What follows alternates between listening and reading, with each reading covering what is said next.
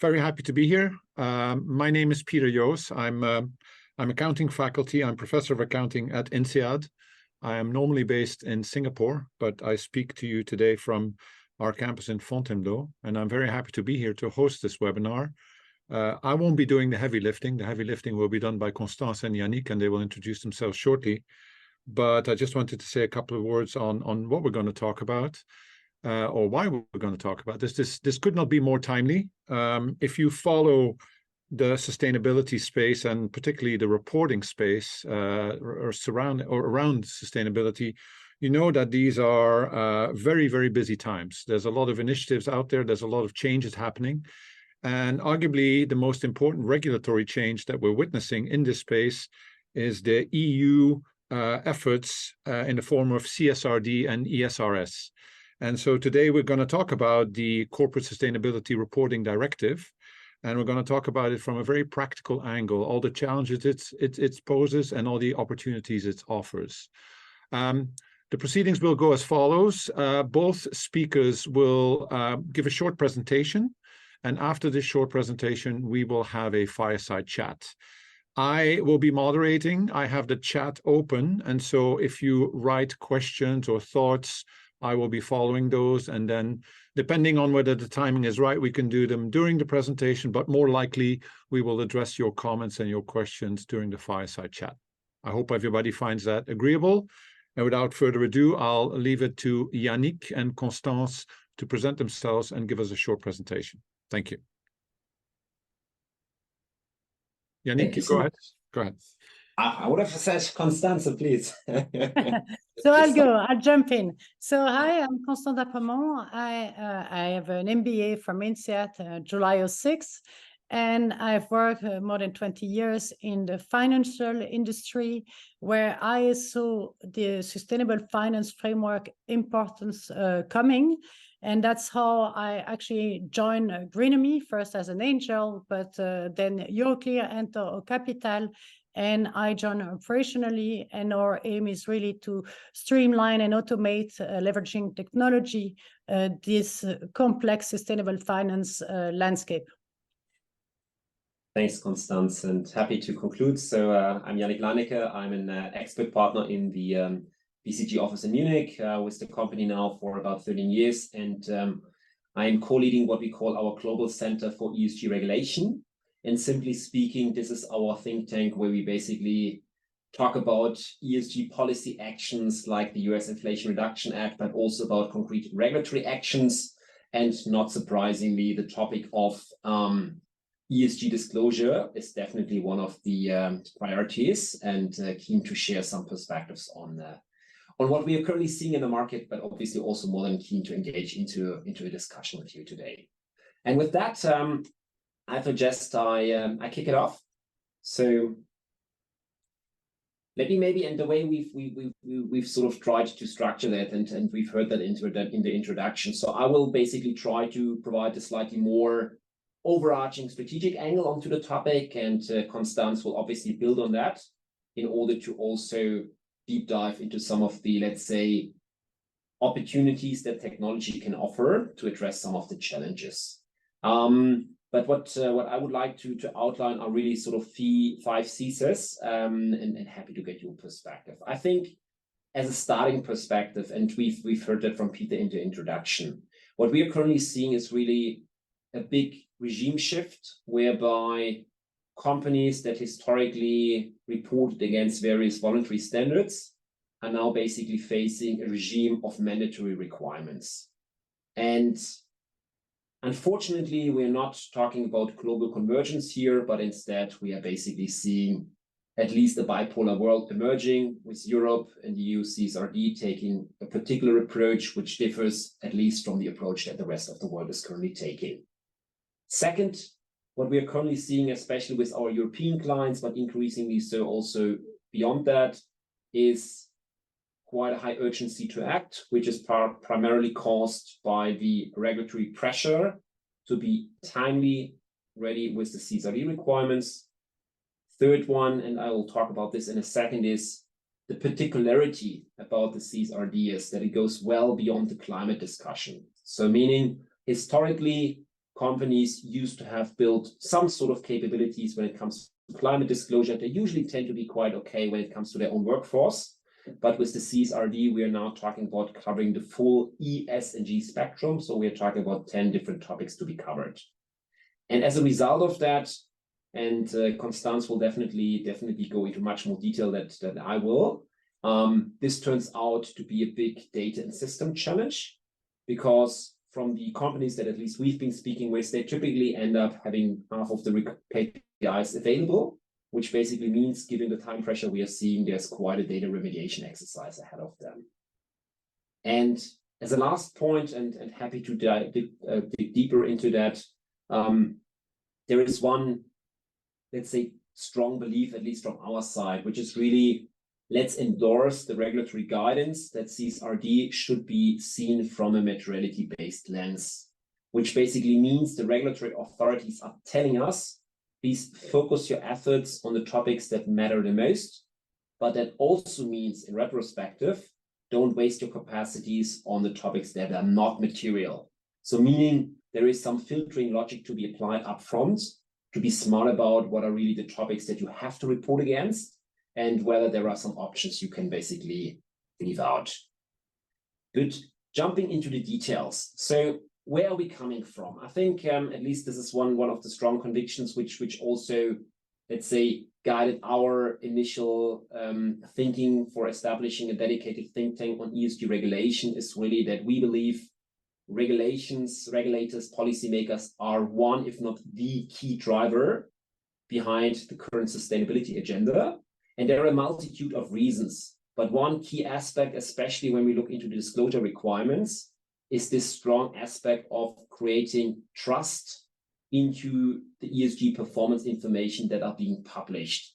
And the key vehicle where this is happening is really by coming up with a sort of more streamlined and a more compulsory regime. What are the type of information that companies need to report against?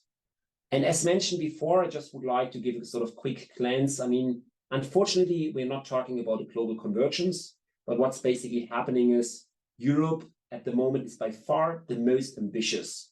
So they are really asking 10 different topic areas to be covered when it comes to ESG disclosure. And some of you will certainly have heard about it, the ISSB, so the International Sustainability Standard Board. They came out with their first standards, the S1 and the S2. S2 is basically their adaptation of climate disclosure. And yes, they are currently reaching out to the market, seeking for input, what are the next topics they should be addressing. But they are taking a much more credible approach compared to the Europeans, where you can basically expect over the next 3 to 5 years that more topics will be covered. But it's a different pace than what we have seen on the European side.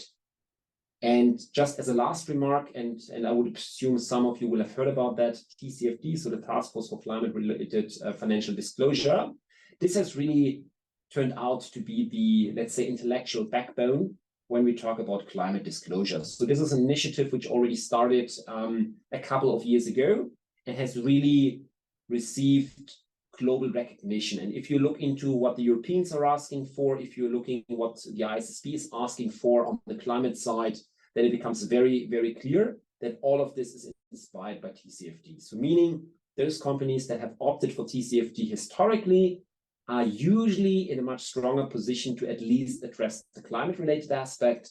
But as mentioned before, and as you can see on the next slide, the European requirements go well beyond that. And the message that I just wanted to get across on this page is really to say, historically, companies started with the first row. They emphasized the climate change. Also, they used to be rather strong when it comes to the own workforce, which is the first one on the social side. But the new aspect is now that companies really need to report against the full spectrum. And here we are really seeing a strong combination of qualitative information on the one hand side, what do your policies look like, what are your processes, but also quantitative KPIs when talking about concrete targets and actual values that you need to sort of put your emphasis on. I mentioned this one before. So the European authorities have taken a sequential approach. So simply speaking, the large and big companies need to start, and other companies will basically follow suit over the coming years. important, and I think this is also one of the aspects which has raised quite some political debate, is what you see on the very far right for the full year for 2028, because Europeans are basically adding an element of extraterritoriality, which basically means if you're doing a certain share of your business within the European Union, they even ask your non-European group to comply with the requirements, which is obviously then having some sort of spillover effect into other jurisdictions. And if we are speaking to our non-European clients, the typical phenomenon is usually that local entities, local subsidiaries are coming in scope first. So we're talking about some typically 25, 26 implementation, but we already know that there is some likelihood that even on a group level, they will need to report against that, which obviously then triggers a number of more strategic discussions, because then you obviously basically ask yourself the question, what is your, let's say, overall approach when talking about your ESG disclosure, as opposed to just fulfilling the requirements on a European level. I would like to conclude my initial introduction with coming back to what we talked about before, the double materiality.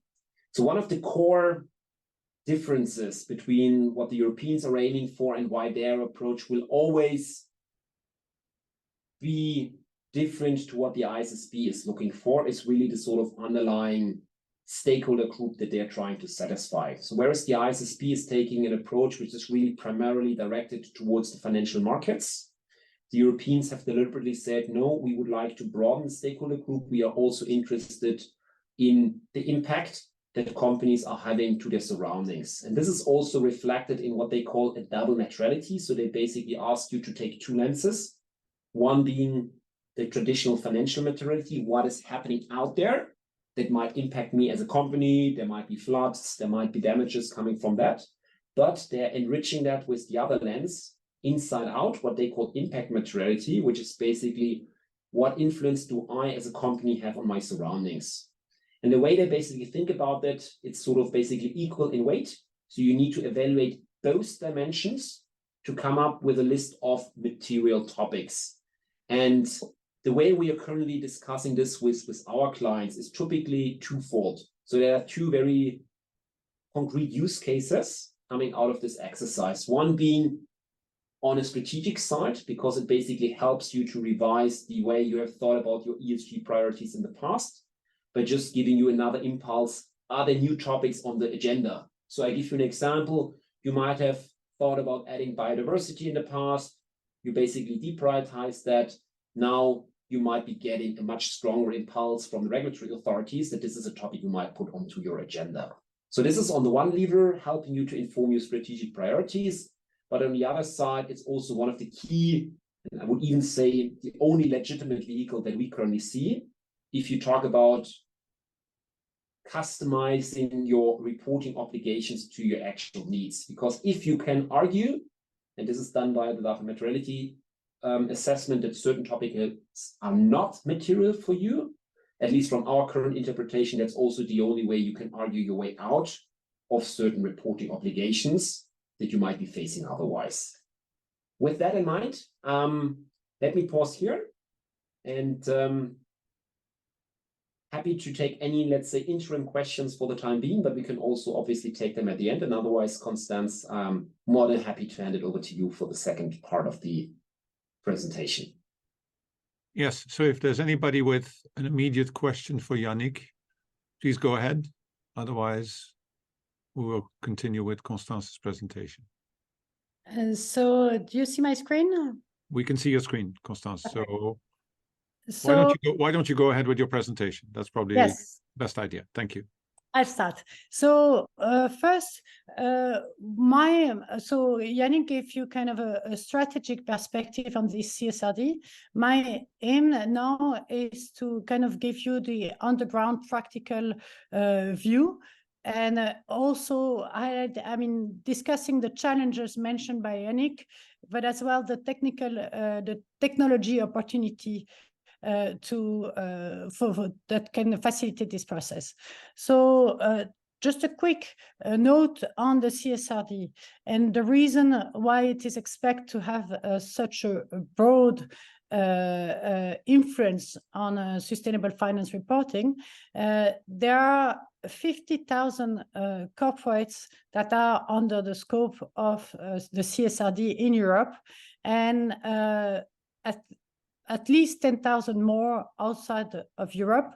So it's a massive amount of company that will need to apply this reporting requirement, and this has indeed a huge influence on the overall sustainable finance framework. But the challenge that I will mention related to CSRD can definitely apply to other frameworks, typically those mentioned like the ISSB and TCFD. So technology solution is something that needs to be leveraged. You wouldn't do your financial reporting on Excel, I'd say, and I think this applies as well for a sustainable finance framework. So as a recap on what we see on the ground as a, let's say, challenge that companies are facing in the practical implementation of those frameworks. First, and Yannick touched on it, which is kind of the scope of the regulations. So when is it applying to me?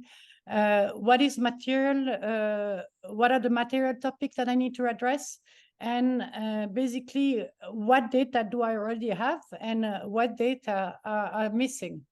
Then you'll have the next step, which is kind of, okay, you know what data you have, and by the way, which one you're missing, and you have this roadmap of creating the missing data, but as well setting up the infrastructure to basically facilitate this data collection process from sourcing those elements, the required KPI, from a multiplicity of sources and formats. And so this is another challenge that we see on the ground. Then once you've got those quantitative data, you still have to go through the reporting process, managing interdependencies between ESRS, and as well as answering a long series of qualitative questions and generating the report in a relevant format. Then at the end, the ultimate goal of this CSRD is not just for, to make life painful for a corporate through more compliance, but is indeed to bring the trust mentioned by Yannick, and as well provide a tool for corporate to basically support their transition, so enabling them to define efficient transition paths. So, and that part can also be supported through technology. Before I delve in the technology side, I just wanted a quick as well view on where the corporate we're talking to. We've surveyed 1,000 of corporate around where they are around CSRD. First, and the question was how they see this CSRD exercise, and we were, and I was kind of pleased, I must say, to see that around 90% see this not as a pure compliance exercise and want to leverage it to steer business decision and be ahead of the curve on this dimension. Then when we go into where they stand actually in implementing it, that's where we see that how challenging it is. Because first, if we talk about the planning part, we see like 80% we're still in this initial planning phase. And then what you need to implement is also team and resources. And we saw that only 50% of them had already a team identified. And even those were mentioning that lack of resource and expertise was still an issue. Then coming down to the technology and the infrastructure in place, mostly, 80% felt only somewhat prepared, which knowing the deadline, basically starting next year, showed that there is a high need for support may they be, I mean, of course, advisory, but technological support to help a company address those requirements. And again, the system and the infrastructure, which are things that takes time to set up, are also where we're told to us not to be, I mean, to be somewhat prepared, which is not considering the deadline, where it should be. So now coming down to the topic of how technology can be leveraged in streamlining this reporting process. We believe that, I mean, digitalization enhanced with AI, and by the way, including large language model technology, can really lower down the cost of implementing this regulation, as well as facilitate the effort from the company to stay up to date with this regulation that is constantly evolving, and also accelerate this implementation. So that goes from the first part, which is basically we call it the double materiality assessment, the gap analysis, that can be facilitated through workflow management and also data models that facilitate the identification of missing data.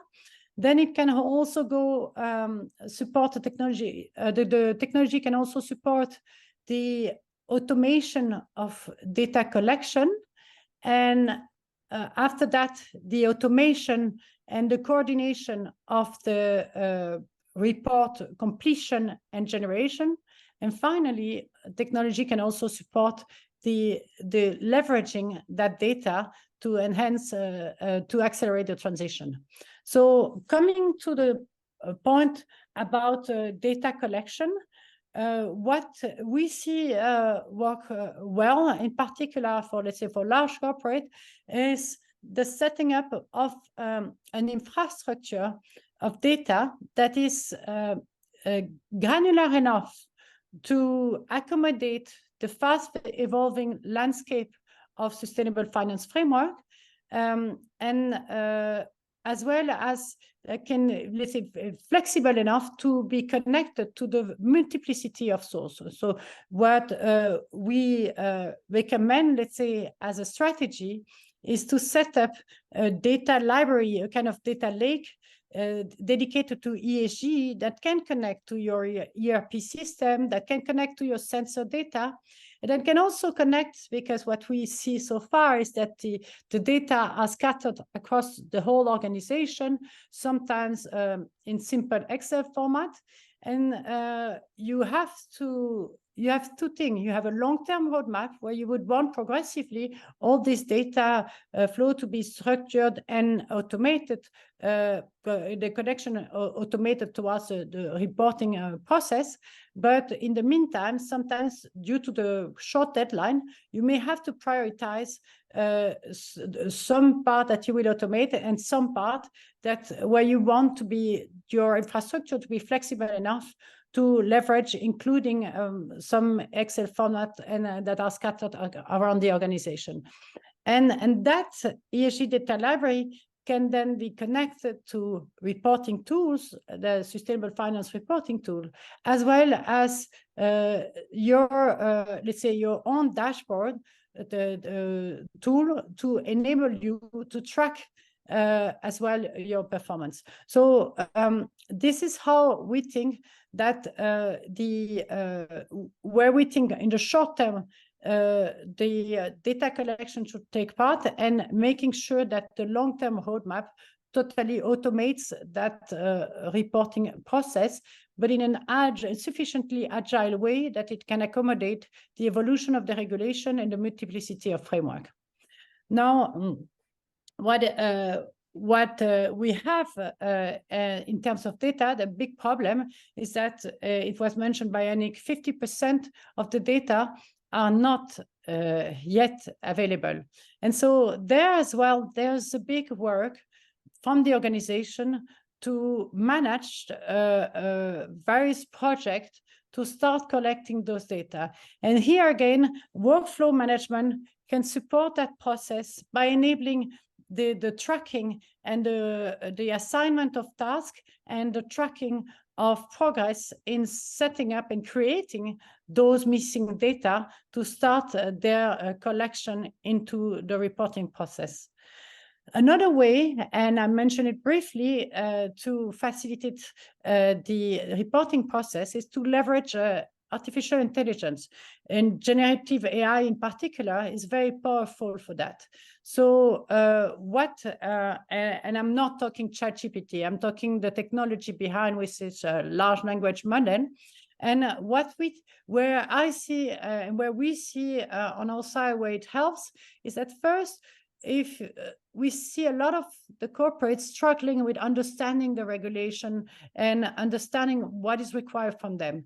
And large language models are very good at that. So if you'd ask internet, there's a lot of false information circulating there. And as we are talking regulation, you don't want to be playing with that. So one good way is to leverage the large language model, really train purely on regulation so that they can clarify, they can explain, they can answer any type of question your various stakeholders may face in this process. Knowing that compared to, let's say, classic financial reporting, the ESG reporting or the sustainable finance reporting will involve many more stakeholders that are not used to that kind of exercise of regulatory reporting exercise. And so for them, it's really a challenge to deep dive into questions from the regulation. And for that, large language model can really play a supportive role that can basically disseminate the understanding of the regulation through your organization. Then another part, which is where the large language model technology can help, is that it can learn from all regulatory report, but it can also learn from your internal data so that it can help you compute from unstructured document, various formats of document, and generate the quantitative part. Because of course, I was talking more about the data, and when I was talking data, I was talking about quantitative KPI. And there you really want to automate it, but then you're still left with a qualitative part, which is heavy, and that you also want at one point to facilitate. And that is really something where large language model technology can support in this. So a bit of a ChatGPT, but of course, you secure and develop purely and train purely on regulatory text. Then another part where large language model can help is that they are able to technology is able to digest a huge amount of structured information like previous report, typically TCFD report. The thousands of TCFD reports are already published on internet and can be leveraged not only to kind of suggest yourself an action plan, but as well as to compare yourself with your peer to see where you stand. So I think those are ideas, and I am sure there are more potential from this large language model technology to support this reporting process. But those are definitely elements we see where it provides a huge help. Then talking about technology still, we talked about TCFD, ISSP, you have other reports like GRI and CDP. What technology can do, and the world is not, unfortunately, about to converge to only one standard. That is something that we are not seeing on the market. There are political implications behind, there are cultural implications. So there will be leading standards, but there will still be a multiplicity of those standards. So you can't totally you won't be facing the option to only choose one. But what technology can support is via data model is to tag whatever information you have already provided in one framework and enable the pre-filling of other framework, so you do at least you don't duplicate the effort each time you need to do another report. And that is something we believe will be relevant, typically with the CSRD coming, the ISSB coming, and the ISSB, although it's different in, let's say, in philosophy, with the double materiality versus single materiality, the ISSB has a lot of overlap with the CSRD. And you wouldn't want to be filling those twice on your report. And then last challenge that will come later, we see some corporate and financial institute needs to report on CSRD that are already thinking about it, but it's kind of a later stage. But you need to plan up front that somehow you will be able to provide some kind of limited assurance or audit to your data, because that is will be required by law. And for that, you want a technology to facilitate not only the collection of, your database, your infrastructure, to facilitate the collection of supporting documents that will be required, but also your technology to help you. You want your technology to help you to facilitate audit trail and basically the audit readiness of your report. And that is something that technology can do. Right infrastructure can do. Now, I was mentioning it earlier with large language model technology. You can basically work on, identifying outlier while you're reporting, but as well as support you on benchmarking analysis and prescriptive analysis to suggest an action plan to improve your performance.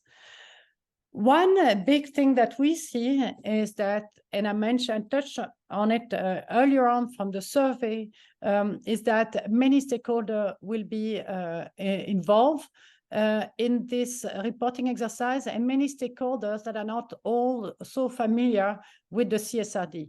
Because indeed, in most organizations, you will have regulatory affairs who will have a good view on it. You may have the sustainability team who may have a good view on it. But now if you need to perform that report, it will involve engineers on the ground, it will involve HR, IT, and all of those. They are not so well informed on what the requirements from the CSRD are. And so you would want to also somehow build the capabilities of your team on that. And there are support. And by the way, we have an academy that's free, but there are support online. And I think it's important to leverage, again, technology to train the impacted stakeholders in your organization. And just wanted to close on one quote from Peter Drucker that I strongly believe in, and that is relevant to the CSRD. If you can't measure it, you can't manage it. And that's really the purpose, in my view, of the CSRD, the first step being to measure it. And I think I will pass back the floor to Peter. Thank you very much, Constance. Very good. Thank you very much, both of you, for providing us both with a higher level strategic view, but then with a lot of insights into the challenges on the ground as companies sort of have to come to terms with implementing this overwhelming framework and the challenges that come with it. I've jotted down a couple of questions that I might have for the two of you, but everybody's been very patient on the webinar here. So if there's any questions, I really would like to open the floor for questions for either Constance, Yannick, or both. So take your chance. Are you struggling implementing CSRD? Are you thinking about the challenges? This is the time to ask the questions.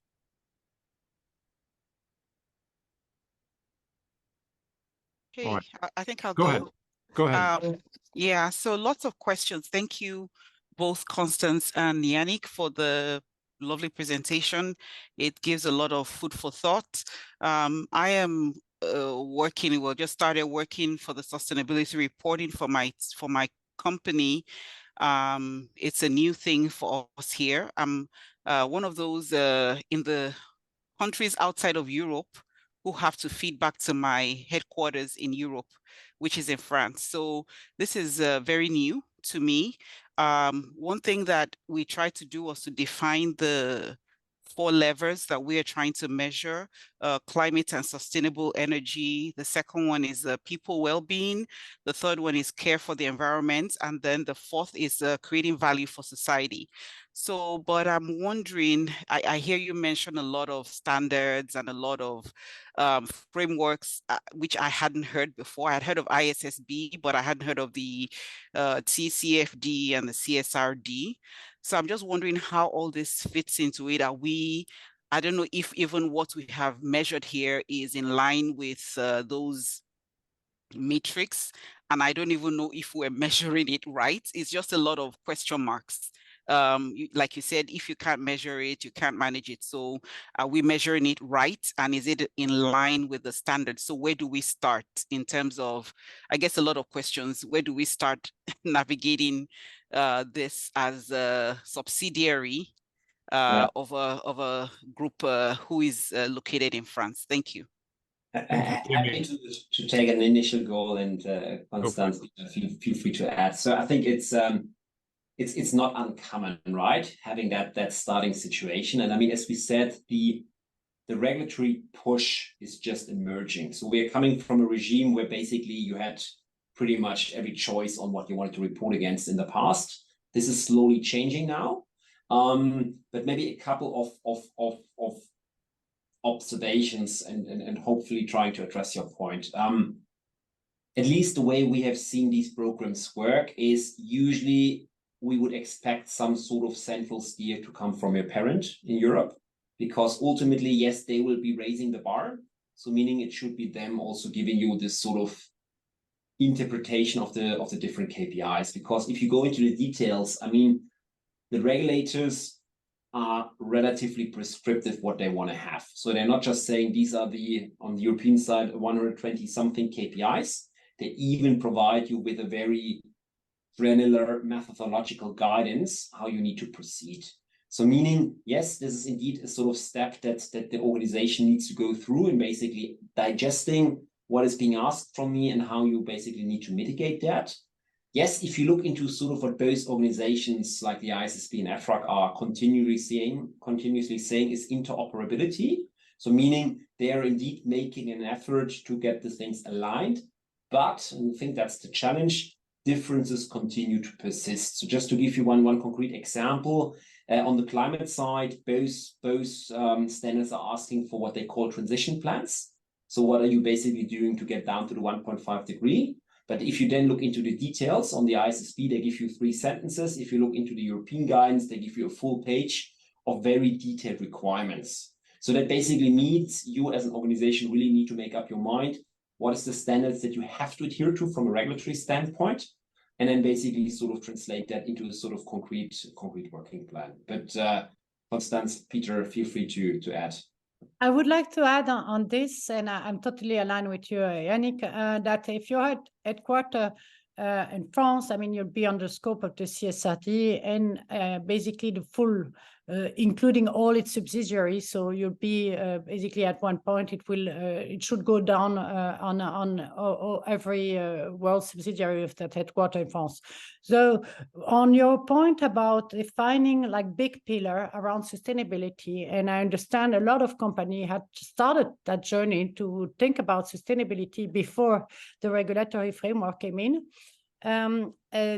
I would say that it's very important that as soon as possible, you understand the precise KPI Yannick were mentioning, because we are talking about the 1,200 KPI, not all apply to everyone indeed, but they're very precisely defined. So the risk is that if you are not taking those into account right now, there will be some duplication of effort, while you could potentially leverage the precisely defined KPI from the CSRD to enter your own 4 pillars that you judge relevant on your side. But still, again, on this front, be aware that the materiality is also defined and will filter the KPI and the topics that are relevant to you by law. And thus, you should also kind of look at I mean, I defined the relevant 4 pillars for according to that law, because again, you can add on pillar, that's not an issue, but not considering those that are material to you will not be accepted by the regulator. So that's why, again, it's about aligning as soon as possible, I would say, with this CSRD, as it will be mandatory for you to implement. Thank you, Constance. I have a question from Luis Moutinho, but I just wanted to ask one more quick point on this. Do you think that the CSRD going forward will be the most comprehensive framework? Because as Kemi pointed out, companies will be confronted with disclosure requirements potentially beyond CSRD, since they operate in different sort of jurisdictions, etc. Will trying to do your best for CSRD cover it, you think, when you look around the globe? You know all these things that are taking place, and you know, companies might be worried that if they focus exclusively on trying to be a good CSRD company, that they might sort of have to duplicate efforts or miss out. But what is your view? Do you think CSRD is really pushing the boundaries of the disclosure frameworks?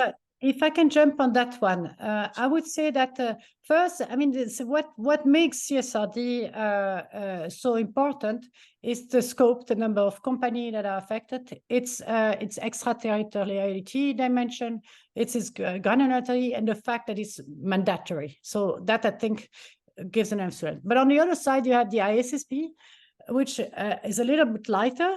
You have a single materiality, not double materiality, so that has some implication. And I think that one is also foreseen to be really broadly implemented. The good news is that they have talked to each other. They have not agreed, but they've talked to each other. So again, there's a lot of overlap between those regulations. So it's, if you manage, like I was saying, through technology, the automate pre-filling of the next standard, you will have your job greatly facilitated in completing a second standard. But now there is also other frameworks that are developing. Typically, you have in the Asian region, you have a kind of a traffic light philosophy, which is different from the logic, more different from the logic of the CSRD and the ISSP. And that, I guess, in the Asian region will have an impact on the challenge of interoperability. But overall, if we talk about Latin America, Africa, China, we see quite some, not alignment, but let's say the logic of CSRD and ISSP are taken into account. So my personal view, and I'm really happy to hear Yannick's view, is that CSRD and ISSP will be two leading world standards. Yeah, and maybe a maybe a bit more nuanced perspective. So I think in general, doing CSRD definitely puts you on the right pathway. And I mean, this is more like, I mean, I'm not commenting on any, let's say, potential competition that those two organizations might be having in terms of defining the standard. But I think one of the key differences, and I mean, we've been in touch with the ISSP. They're just in the process of basically defining what's coming next. Is it going to be biodiversity? Is it human rights? Is it human capital? There is one challenge from my perspective, which ultimately speaking might basically be resolved by some ongoing mapping exercise, which is basically, as we learned before, the CSRD started off with a very predefined set of 10 topics, full stop. So they have a very, let's say, comprehensive picture how the world is structured when it comes to the E, the S, and the G. The ISSP is taking a completely different approach. They are basically saying this will gradually evolve, and it's definitely not as a given that they will necessarily add new standards, which are called and labeled and sliced and diced exactly the same way that the Europeans have proceeded. So things like, if you look into their latest discussions around human capital or human rights, these were two of the proposals besides biodiversity. Yes, you can do the mapping, and yes, somehow the KPIs will correlate with what the Europeans are suggesting, but it's just a different, how do you say, nomenclature. And I think the key challenge will really be sort of, and I mean, it's not making life easier, obviously, but basically staying on top of these different, let's say, diverging terminologies. And yes, you can obviously work with big mapping tables in the end, but ultimately speaking, obviously the question is whether that's the best use of your time that we are basically operating under such a regime. No? Excellent. Thank you. I have a few questions here in the chat, and actually they are broadly related to a topic that I wanted to touch upon. Constance talked a lot about technology, and it seems a bit overwhelming, the technology that we have to put in place to get ready for CSRD. So I have a question here from Louis, who says, when we think about materiality, we are making assumptions when we don't have the data actually ready to measure things properly. So a lot of it is based on, and I'm paraphrasing, but a lot of gauging of materiality is based on sampling, I would think. And to what extent does this comply with the rules on materiality, on capturing materiality?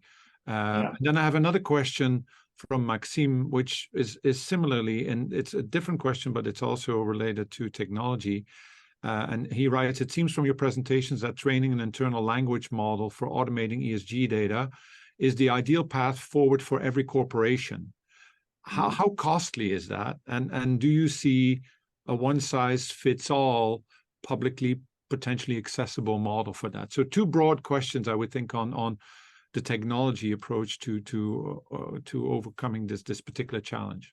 And let me maybe suggest I would actually see it slightly different, the two, but happy to dive into the into the details. Suggesting I would be happy to take question one, and I guess Constance, the second one on the language might be on your side. I think Luis, I hope I get you correctly, but there is a small nuance, at least from our interpretation, between running the double materiality assessment in accordance with the regulatory requirements, which is more of I wouldn't say it's a one-off exercise, but it's something you usually do every 2 or 3 years, which is slightly different from your ongoing data capturing. And our take on the EFRAG guidance when it comes to the double materiality is basically the following. So it's nothing new, right? I mean, materiality assessments have been there for a number of years. I think the key nuance that we are reading is basically that EFRAG is proposing to take what they call a fact-based approach. So basically saying, you please make every effort possible to come up with some sort of fact-based proposal. What should be the material topics? So if you look into what is your spend, how do you compare against your peers? These are all levers to basically justify how you're coming up with a certain list of topics. And I agree with Luis, this is an effort which is easier for some of the categories, but for some of the topics, it really gets challenging to come up with quantitative data. And yes, in that case, basically reverting back to a more qualitative approach is, at least for the time being, from our take, the acceptable model. And I think our take on this is really, you do this, what we call baselining first. So really try as a best effort to get as many quantitative information as possible. And it's then only in the second stage that you basically engage with your stakeholders, typically to validate your findings. So typically you end up in a discussion. These are the 10 topics we see. Does that resonate? Have we missed out on anything? But yes, indeed, if you are having the situation that you are not able to capture quantitative factors beforehand, these alignment sessions with the stakeholders can also be used to capture some of those information. But Luis, maybe looking in your direction, does that sort of address your question before we proceed? Yes, it does. Thank you. Okay, thanks. Then Constance, I guess, moving to the large language, leveraging large language model technology.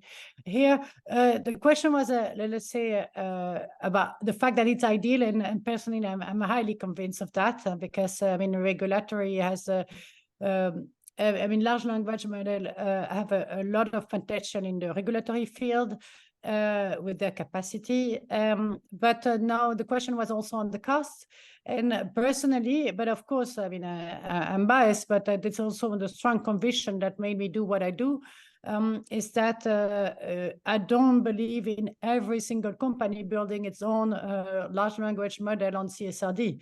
So no, it is not costly if you actually mutualize regulatory, the digestion of regulatory topic by a tool, so that can be support. I mean, several corporates and financial institutions in this effort. So no, it's not costly. It's not costly in that if you materialize it.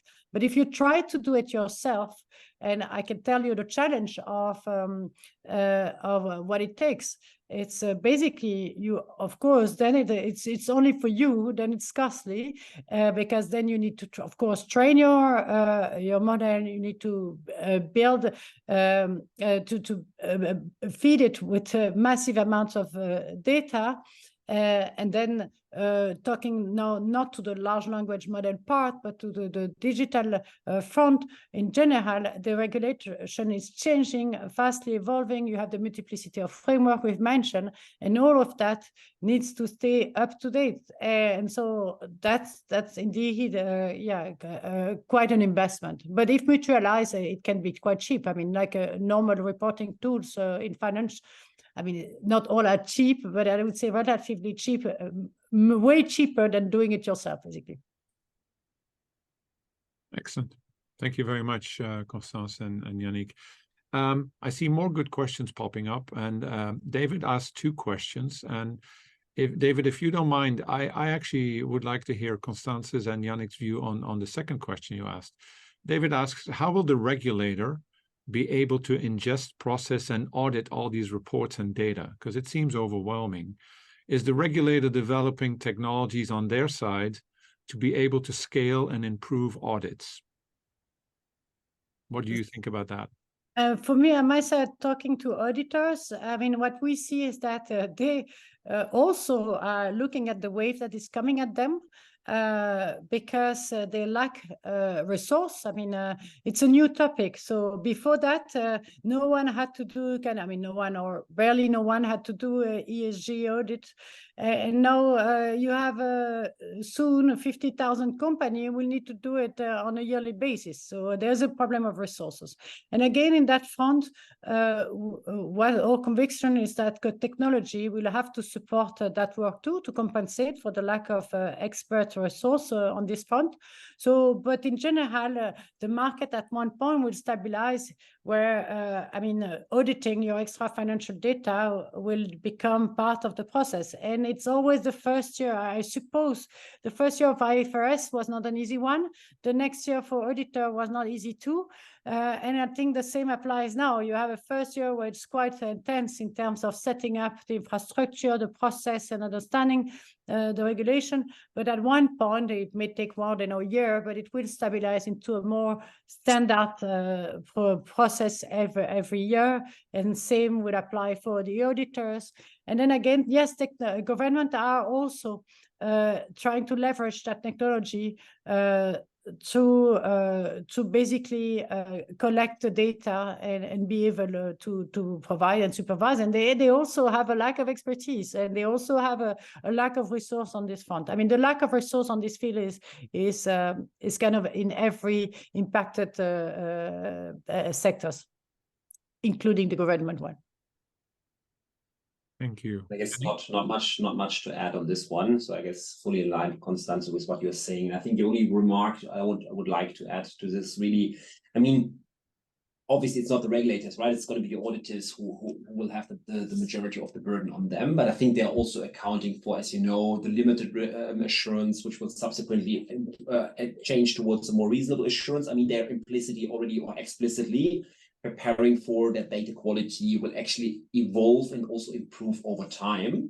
So I think there is really a sort of, I would say, general acknowledgement that especially in the first years, I mean, it's a joint learning journey. And I guess all the detailed questions will need to be specified further. I mean, just from our experience, I mean, I mentioned before double materiality being a potential lever to deselect certain topics. Yes, that's obviously one of the discussions you need to have with your auditors, because obviously they are basically benchmarking that against the reporting obligations. So you really need to basically have a strong conviction in terms of why you have basically made the argument in a valid way. And I think we will just learn over the coming years how these actual practices will then turn out to look like. Thank you, Yannick. I'm mindful of the time. but there were two more questions broadly about how do we think about CSRD and all the other initiatives around if you want to move beyond a traffic light system as a non-European company, given all these multiple standards, which standard is the most comprehensive? And I think we've addressed this to a certain point already. I think both of you are very much in favor of seeing CSRD as the most comprehensive and the way forward. But if I caught that the wrong way, no, I think I mean, this is a very political, not political, a very personal opinion here, but I always like to draw the analogy. If you look into financial accounting, there are not that many voluntary standards that are still out there, right? So meaning there is a clear regulatory expectation how you need to basically do your financial accounting, full stop. And if I'm taking that into account, yes, we do have a legacy of voluntary standards and they all fulfilled their obligations. But, and I mean, they will do so for a certain interim period, but I personally really struggle to imagine why 5 years down the road, you will still have a multitude of voluntary standards in addition towards the mandatory ones. And I think one of the key reasons for that is also if you look into the way that the ISSB evolved, even if you look into the way that the ESRS or the other CSRD standards evolved, they have closely collaborated with the standard setters. I mean, GRI, they are not formally integrated, but they've been a heavy input giver into the CSRD process. If you look into ISSB, they have integrated SASB. They have now integrated TCFD. So basically meaning subsequently down the road, there is some chance that these voluntary standards will eventually, but this is again, my very personal opinion, somehow be integrated by the more mandatory standard setters. Thank you. I'm aligned with Yannick, and actually I think ISSB and will be there as well on some form, but the mandatory element makes the CSR make me quite confident on the future relevance of CSRD. Very good. We have a few more seconds, and I want to end with maybe a practical advice question. People, when they get off the call now and they go back to their office, what would you tell them would be the 3 things to do to get ready for CSRD? So if I may jump quickly, because I mean, Sure. we don't have much time. So first, I will definitely build capabilities into your organization.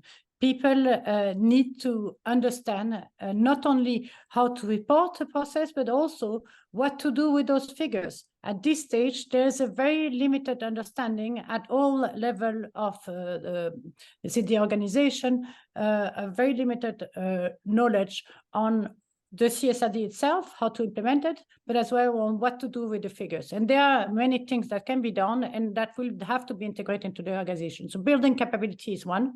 And of course, another one is leverage technology. Don't try to do everything by yourself. I mean, it's quite an important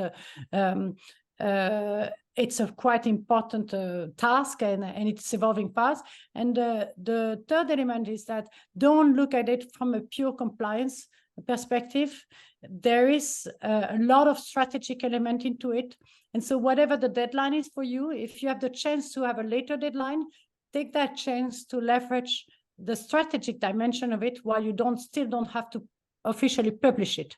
Because the official date is when you will have to make the data public.